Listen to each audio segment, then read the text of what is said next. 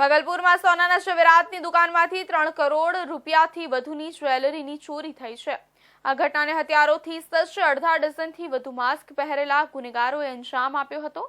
ચોરાયેલા દાગીનાની કિંમત 5 થી 7 કરોડ રૂપિયા આંકવામાં આવી રહી છે। થોડા સમય પછી પંડિત વેપારીની તબિયત બગડવા લાગી હતી અને પરિવારજનોએ તેને તાકીદે સારવાર માટે લઈ ગયા હતા। ભાગલપુર જિલ્લાના નવગાછિયા પોલીસ જિલ્લા હેઠળના ખારીક પોલીસ સ્ટેશનથી 200 મીટર દૂર ખારીક બજારમાં સચિન જ્વેલર્સ એન્ડ સન્સની હીરા, સોના અને ચાંદીની જથ્થાબંધ અને છૂટક જ્વેલરીની દુકાન પર અડધા ડઝનથી વધુ માસ્ક પહેરેલા ગુનેગારોએ હુમલો કર્યો હતો। તેઓએ દુકાનની ગ્રીલ અને શટર તોડીને દુકાનમાંથી ₹2-3 કરોડથી વધુની કિંમતના દાગીનાની ચોરી કરી હતી। બધા ગુનેગારો ઘરેણાં લઈને છત પર ગયા હતા અને તેઓએ જ્વેલરીની પેટી ધાબા પર ફેંકી દીધી હતી અને છતની દિવાલ કૂદીને તમામ દાગીના લઈને ભાગી ગયા હતા। ગુનેગારોની તમામ હરકતો સીસીટીવી કેમેરામાં કેદ થઈ ગઈ છે। બહારના લોકો પણ આ ઘટના અંગે કોઈ સુરાગ મેળવી શક્યા ન હતા।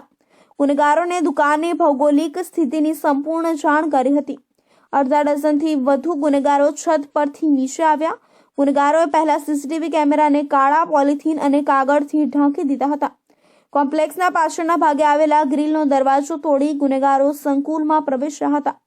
ગુનેગારોએ સીસીટીવી કેમેરાને ઊંધા કરી દીધા હતા અને કેટલાક રૂમને કાગળ અને કાળા પ્લાસ્ટિકથી ઢાંકી દીધા હતા। બહારનો બલ્બ ફોડ્યો જેથી અંધારું રહે। જ્વેલરીની દુકાનની અંદરનું નાનું શટર અને કાચનો દરવાજો તૂટી ગયો હતો। 4 ગુનેગારો અંદર પ્રવેશ્યા અને ઘરેણાંની ચોરી કરવા લાગ્યા। સીસીટીવી કેમેરાના ફૂટેજમાં તમામ ગુનેગારોના હાથમાં ઘડિયાળ અને કમરમાં પિસ્તોલ જોવા મળે છે। કેટલાક ગુનેગારો પાસે મોટા હથિયારો અને લોખંડના સળિયા જોવા મળે છે।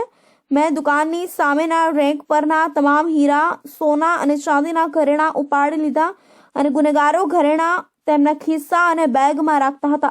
એવું લાગતું હતું કે ગુનેગારોને ખબર હતી કે દુકાનમાં તિજોરીની ચાવી ક્યાં રાખવામાં આવી છે। તિજોરીની ચાવીથી તિજોરી ખોલી તેમાં રાખેલા હીરા, સોનું અને ચાंदी લઈ ગયા હતા। कल रात 1 बजे करीब 10-12 डकैत टाइप से एकदम नकाबपोश और बंदूक लेकर के आए थे और बगल में शादी ब्याह का माहौल है। पता नहीं चला, शटर कटा, फिर गेट कटा, फिर तिजोरी खुला, जो सामान था सारा उठा करके ले गए। एक भी सामान नहीं बचा है, एक भी सामान नहीं बचा है। आज दिनांक 25/11/24 को खरीक थाना को सूचना प्राप्त हुई कि बीती रात्रि खरीक बाजार स्थित सचिन ज्वेलर्स की दुकान में कुछ अज्ञात चोरों के द्वारा दुकान में रखे आभूषणों को चोरी कर ली गई है।